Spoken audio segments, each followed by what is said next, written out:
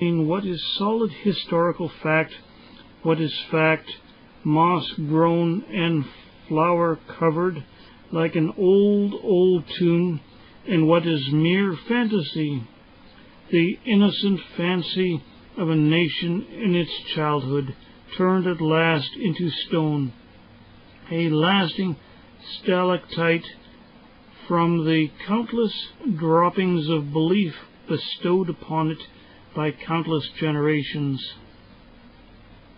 Scientists nowadays crushingly hold prehistoric beasts or still existent marsh gas accountable for dragons and serpents and other fauna of legendary history.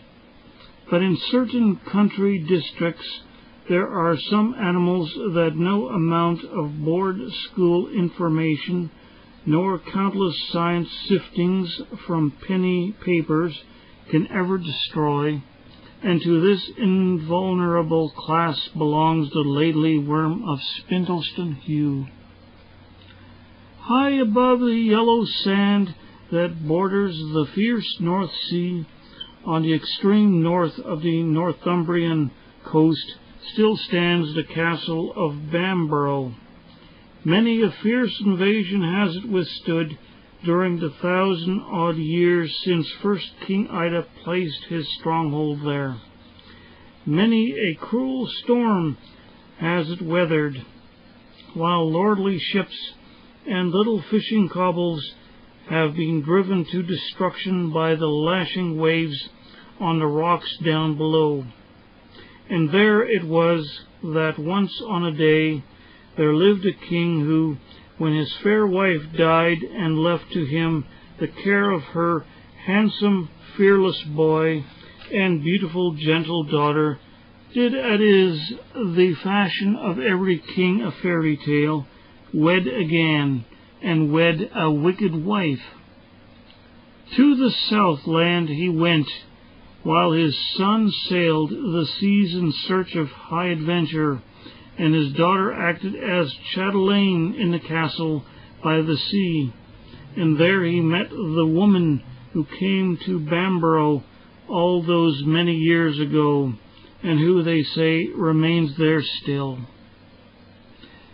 As the dawn rose over the grey sea, making even the dark rocks of the Farns like a garden where only pink roses grew, the Princess Margaret would be on the battlements looking out, always looking out, for her father and brother to return.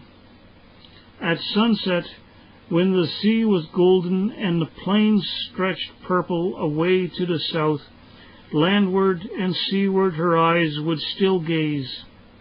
And at night, when the silver moon made a path on the sea, the princess would listen longingly to the lap of the waves, and strain her beautiful eyes through the darkness for the sails of the ship that should bring the two that she loved safe home again.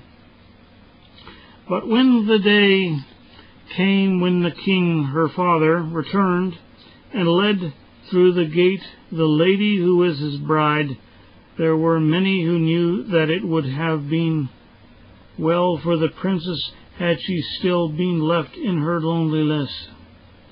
Gracious indeed was her welcome to her mother's supplanter, for she loved her father, and this was the wife of his choice. "Oh, welcome, father," she said, and handed to him the keys of the castle of which she had kept such faithful ward, and holding up a face as fresh and fragrant as a wild rose at the dawn of a June day, she kissed her stepmother. "Welcome, my stepmother," she said, "for all that's here is yours."